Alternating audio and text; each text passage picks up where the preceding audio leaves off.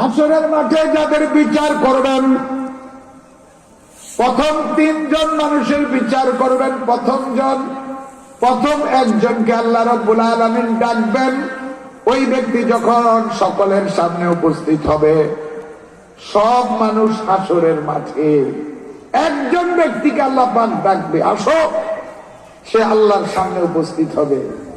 আল্লাহ পাক বলবেন, কোন ব্যক্তি সে? রাজুলুন উস্তুশহিদা ফি সাবিলিল্লাহ। ওই ব্যক্তি, যে ব্যক্তি আল্লাহর রাস্তায় জীবন দান করেছে, শহীদ হয়েছে, শাহাদাত বরণ করেছে, প্রথম তাকে ডাকবে।